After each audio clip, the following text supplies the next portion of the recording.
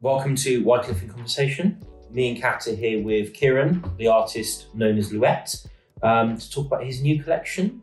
Would you like to introduce the new collection? Yeah, so the new collection is Threshold of a Dream, and I'm really excited about it.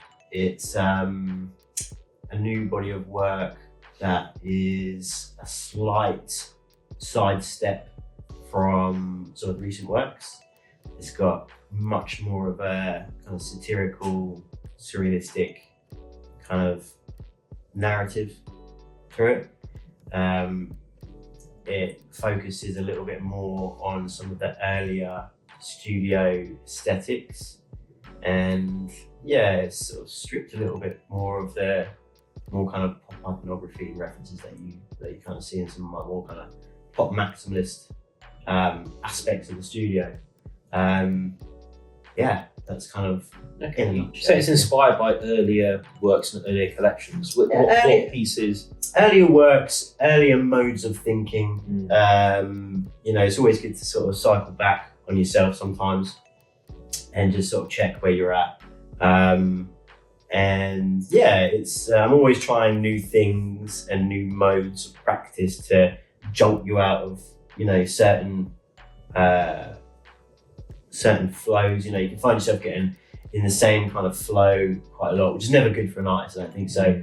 So yeah, you need to try and do things that kind of just jolt yourself out of that, and new ways of kind of thinking about artwork and creating new exciting ideas, really. So yeah, with this, it's very much kind of going back to maybe some of the ideas that were formulating 10, 12 years ago, some of the ways that I would approach the work. These ways have led on to some really well-known works like the wall sculpture kind of figures, really like predating that. And yeah, I suppose like with the work, especially with the pop maximalist work, there's always been like a satirical kind of surreal undertone to it, but sometimes it kind of gets masked by the obviousness of the pop references that's in the work.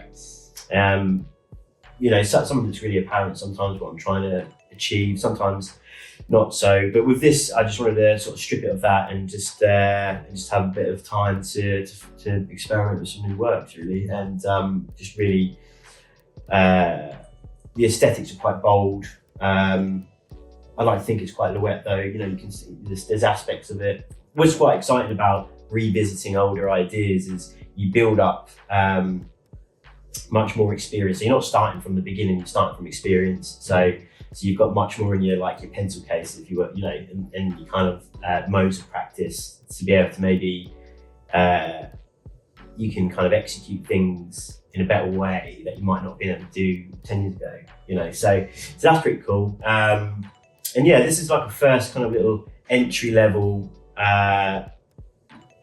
take on some new works. It really is just opening new directions or avenues for the work, and that's so exciting. It's almost like a little starting point, really, for what could be. So it's if that makes sense. It does. Yeah. What is it, because you mentioned about different kind of modes of practice. Yeah. What is it about that earlier mode of practice that you've kind of come back to and thought that's the direction I want to kind of take my thought process and creative process into, versus how you operate or have been operating more recently?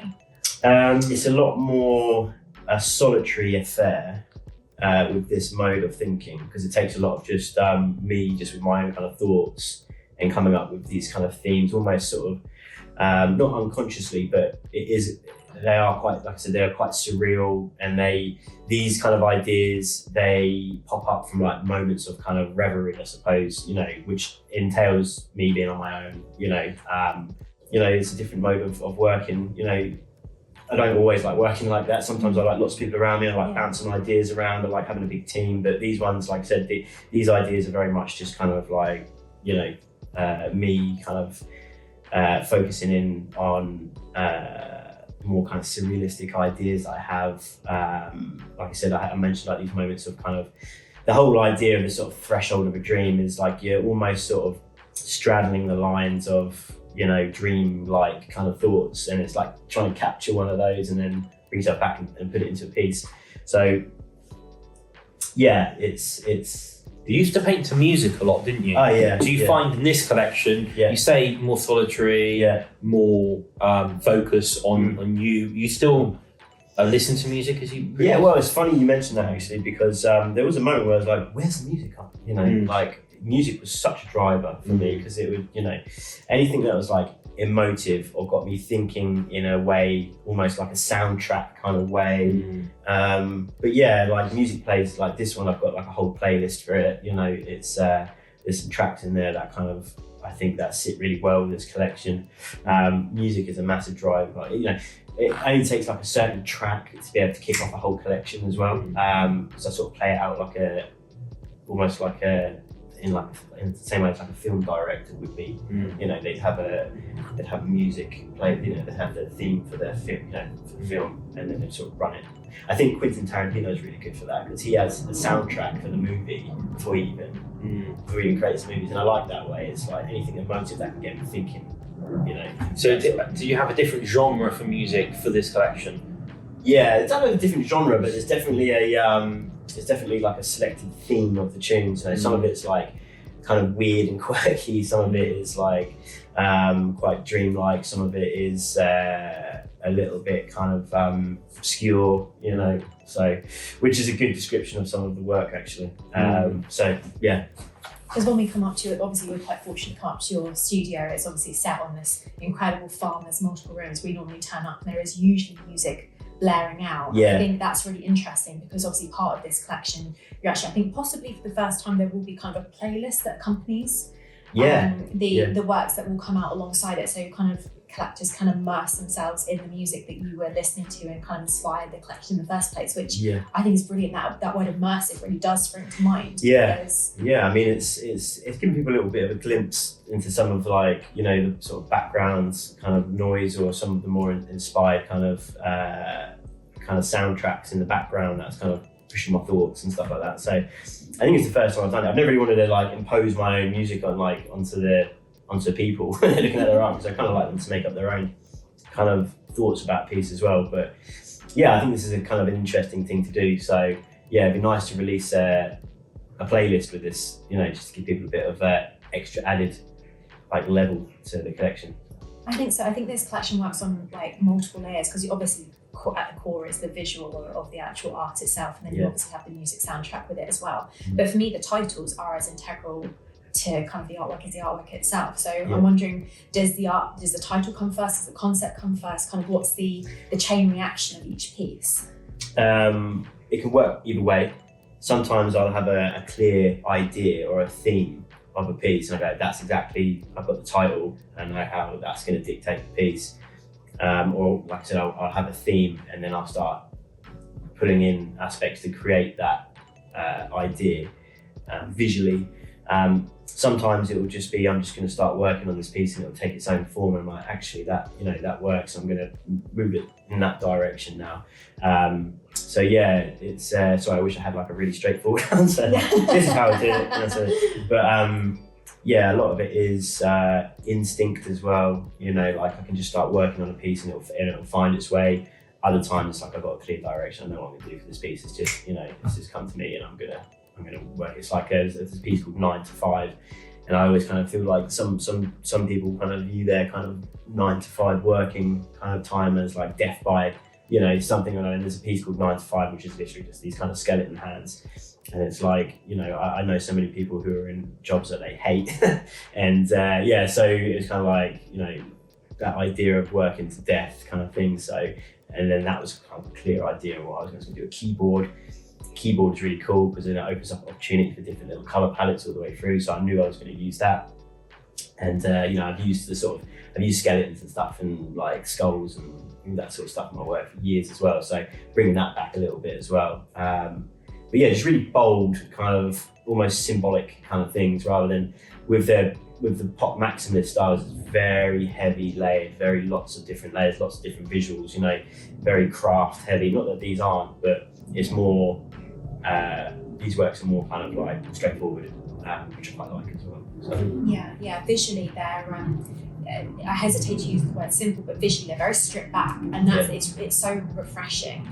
Versus kind of almost like that pop maximalism where it's kind of like that almost like global chaos of brands and things like that, which is amazing. But it's got a very different energy to it. Yeah. But these have, even though they're visual, maybe that refinement, at the same time there is a great deal of content and thought process, and they're very complex in their reading. Yeah. I do feel like you keep coming back to them over and over again. One of my favourites is Sheeping Pills. I love that one because I keep coming back to it and thinking about all the different kind of angles and inspirations that you could have got from it within art history itself, but also otherwise too. Well,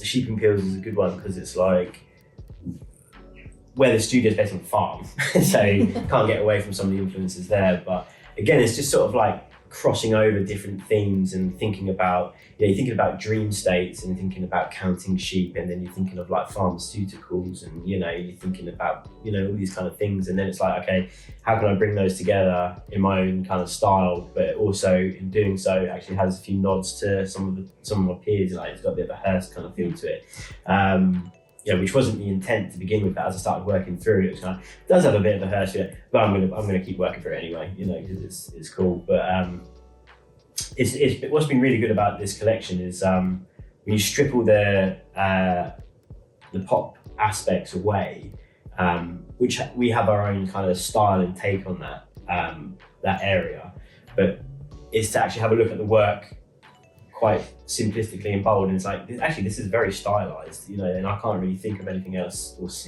like this is actually kind of standalone really in a way, which I kind of like, through all the different practices and methods that I've done over the years. So yeah, I mean, like they're all different pieces, but you can tell that it's got that cohesive kind of flow through it all, with some of the ways that we've gone about putting them together. So. Yeah, I think they're simply presented as well, aren't they? With the frames, I think you've really stripped back. So you've come up with an idea, and you want that to be the focus of the work. Yeah. I think again with some of this pop maximalist kind of ideas, it's like more is more. So with that, you've got all of the kind of heavily worked frames, striped, hand painted, ornate, very vibrant, I wanted that to become part of the artwork. With these ones, it's more about the premise of the piece, I suppose, and like the actual visuals rather than the kind of outwardly sort of add-on kind of works. I mean, the frames with the pop maximalist work are very much part of the artwork as well, but with these ones, the intention is not to make them so extravagant, I suppose. It's just focusing on the designs and the kind of themes really. So, obviously you produce a lot of commissions.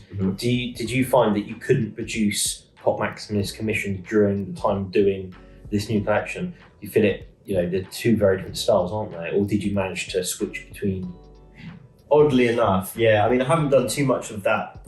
We've always got grateful enough that there's always people kind of inquiring about commissions and things, and it's not like I'm taking a total departure away from that, because I turned up today in a Batman t-shirt, so it's like and I still love that aspect, it's just sometimes it's nice just to have a little kind of look at something else, and hopefully as an artist you're always looking to open up new channels, so, and that's what this is really. I am fortunate enough to be able to multi sort of channel, I suppose, it's almost like this week I'm going to be focusing on this, and I'll get myself into that train of thought, and then perhaps in next few months or whatever I'll be working on something else. But I do like the idea of two styles coexisting, that's cool. I'm not one just to be like, right, that's done now. And sometimes you blend the two as well, that becomes interesting. But yeah, just all about trying new things. I think it's difficult sometimes as well for galleries to kind of keep up a little bit, because there's this kind of idea that an artist will have one style and they're going to run that style, so they become recognized for that. But I can't do that. I need to be able to just constantly be creating new things all the time. I think eventually, probably be known for that. It's just quite prolific, lots of different things happening, lots of different bodies of work. But what would be nice is to be able to look at that collectively at the end and go, oh yeah, so there's a very strong body of work throughout the last 15 years, whether it's pop art, there's some abstract kind of aspects going on. You know, the silhouette works. There's lots, but it's an interesting one. Like you know, I guess that's why I'm a painter, is because I can, you know, it's why I'm an artist, is because I can just, you know, I can't easily explain it, so I'll put it on the, on the canvas. Interesting enough, this collection, we've shown it to the Wyecliffe team. Oh yeah. Every single person has a different favourite. Oh yeah? So normally with a collection of works, 60-70% of people like the same one. On the one. Yeah, the strongest work, but this time it literally, everyone's choosing something different. Yeah. So it's definitely eclectic, and it's splitting people, which is good, because it shows a connection between that person and that piece. Yeah. And everyone's also, they didn't just say, I think this is my favourite, they've all gone, this is really? definitely my favourite. That's interesting. Yeah, I think there's just, you know, there's, you can get yourself in different modes of creating collections and works, and, you know, sometimes things can get a bit systematic sometimes, where it's like, I'm going to create this collection and there's going to be variations of that, which is very kind of Warholian kind of take, which I like. You know, I like that idea. I'm not dismissing that. But with these works, each painting is a different piece with a different meaning and a different premise. Whereas like some previous collections, like this is the collection and there's variations of that, and it's going to be for a limited time, whatever. But these ones are very much like, you know, different meanings throughout each piece. There's not going to be many variations of anything like that. It's just, you know, as it is. It's very unique. Yeah. So. Is there a catalyst for why this has happened now in your studio practice? Why this moment? Yeah, there's probably a number of reasons. You know, as an artist, you know, you do it for yourself as well, and you don't want to get creatively bored. So there becomes a time where it's like, we have to do something new, you know, just because, you know, why are you doing it? So there's that. There's always the excitement of putting something new out there to the world. But this is a large burst of newness, isn't it? It really is. There's a lot of pieces. It's complex, isn't it? Yeah. In terms of like the pieces, each one, as you said, are standalone. Yeah. Again, it's just that I think it's pop art is a massive passion and love of mine. And like I said, I'm not dismissing that. And there's going to be some great pop art pieces to come out of the studio in the future. But sometimes you just have to have a little bit of a break from stuff as well, especially when the kind of idea is slightly lost, or you see too much of it, or, you know, so there's a bit of that. Of just like, I think, you know, I'm just happy just to move along to something else now, which takes, it's quite risky, you know, as an artist. I don't think people really realise, you know, especially if you've been doing it for a while. Like I've been doing this for, you know, almost 15 years, and there's some pieces that are really popular from the studio, and I could just do them all day long, you know. But it goes against the grain a little bit as an artist, and it's like, you know, I don't have to be doing this. I want to do this, and it's like, you know. But then there's a risk involved in that. You know, it's like, when I'm going to do something totally fresh, people might not like it, you know. But then you just do it because you're an artist. No, with pop art, yeah, obviously you have those iconography that you add into the images. Yeah. A lot of it is very retro, reminds people of their childhood. Yeah. We had a piece with Dora the Explorer in it, and you know, always reminds me of my kids watching Dora the Explorer. Yeah. So you're getting that kind of connection with your audience straight away by using that pop art iconography. Yeah. With this collection, you've not relied on that. So is it difficult getting that connection from the viewer? We'll see, but it could be. It's the idea that has that connection. So you're not relying on the pop art. Yeah, and this is the premise. Yeah, I mean, my approach with pop art is not necessarily just pure nostalgia. You know, I use references like an abstract artist would use colour. It's to juxtapose. You know, a lot of it is shape, colour. There is nostalgia in there for sure. You know, it's like fun, but you know, as I've always said about the work, it's like I'll use like low brow iconography, and I'll juxtapose that with like highbrow, and it's like those two things you would never see, and that creates an emotion. You know, it's good that people can relate, you know, to the references as well, and I like that because that's another layer to the work. But all these techniques you've used for so many years, you can't use any of them in this collection. Oh yeah, so that's yeah. Oh, it's tempting. Yeah, I'm like, Yeah. oh, maybe I'll just use, I'd say a happy shopper would be good. But no, this is because you set yourself a set of rules as well. Yeah. Like when I was approaching this piece, like first of all, I'm not going to be using any brands. I'm not going to be using any characters. I'm not going to do any of that. It's going to be I'm going to make it try and make it quite dreamlike. I'm going to rely on my own kind of instincts with it, which I do with all my work. But yeah, there was a set of rules that I put in place for these pieces, that I've kind of tried to stick to as well. So it's almost like a challenge, and so let's see how this rolls out, To get that connection about using, that pop art. Yeah. But there's a lot of shape and colour in this. There's still, obviously the colour's very Lhouette, but you've got interesting shapes and there's still juxtaposition between different shapes in this collection, which is really interesting. Yeah, so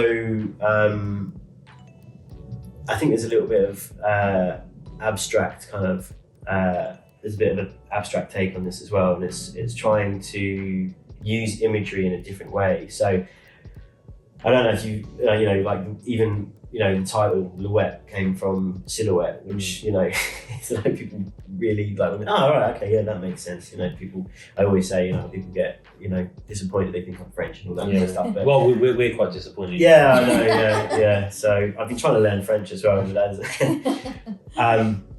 But just to break that down, like to begin with, I didn't go to art school or anything like that. So I started off with very basic shapes and forms and manipulating those in ways and injecting colour and abstract form and then building it up like that. So it's trying to do interesting things with quite basic shapes. And this is how like the figurative kind of works came together with like the angels and those sort of subversive kind of figures and stuff like that. And there's a lot in it actually to get a very symbolic shape where, because it can just turn into a mess quite a lot of the time, especially when you're using silhouette. So there's a bit of thought involved in trying to get that instant kind of recognisable form and shape. But yeah, she's trying to do interesting things with quite simplistic shapes and putting a different take on it. So some of the works you'll see, they're inverted and flipped and they'll be pushed to the foreground, some of the colour will be pushed to the background, there'll be like triple layered resins and things on the like there'll be some of the figures will be sprayed onto like 3 layers up of resin, and if you get up close there's like drop shadows involved. A lot of depth. There's a lot of depth and stuff. It's like how much depth can I get out of these very basic shapes through the techniques that I've built up over the years. And it's like I said earlier, it's good to revisit this idea because I'm a lot more kind of experienced now with how to play with shape and colour and stuff like that, whereas at the beginning it was just like just really finding myself, but so it's good to reapproach that like 10 years down the line. Just a little bit more kind of experience with what works and what doesn't, and a little bit more confident as well in terms of that I know that works. Splitting images, inverting them, knowing what would work kind of aesthetically, shape-wise and all of that kind of stuff. Yeah, I think it's really interesting actually because we've talked about pop art and pop maximalism a lot, but I think that perhaps it's underappreciated the different genres that you do tackle within your art. I mean, I don't think it's any coincidence you've got Show Me Something Real behind you. Yeah. Obviously that has some basis in the great equine art, and I think what is particularly interesting about this collection is that you've got the portraiture and cameos that you could go to the National Gallery and see, and you've got the still life vase, but it's been subverted with your grenade in it. But you're touching way more than pop art. I think it would be a bit shallow just to say that you're known as a contemporary pop artist, because actually the reading of the work is so many pieces, not just this collection but otherwise, have a lot more appreciation and context in the wider art world than perhaps is the pop art. What I'm trying to say is maybe the pop art overshadows kind of like what else you do beneath it. The way in which I've tried to represent pop art differently is through satire. Actually, no, that's unfair to say because there's a lot of satire in pop art. But this is a good example, actually, the Show Me Something Real piece, because there's a few pieces that I did during the pandemic that had a bit of a social kind of narrative to it, and there was this at this time as well. There was like there was a real kind of divide on what people were perceiving to be fake news, real news, you know, what was real and what wasn't. And they showed me something real piece with this kind of unicorn, mythical kind of beast. I was like, well, we're going to use an equine piece because that'd be quite cool to visit. Like I said, that there's a whole genre there, but flip it and turn it to a unicorn, which is a mythical kind of animal. And then that's when we deploy all of these kind of references that just give extra weight to that theme. You know, there's like news, there's the BBC News bits in there. There's like adverts, there's emojis, there's all of this kind of stuff, all of this kind of digital kind of language, you know, pop language that I've kind of put in there as well. You know, the Amazon, the breaking news, you know, there's lots in it. Sometimes I'll use the pop references to really enforce a theme.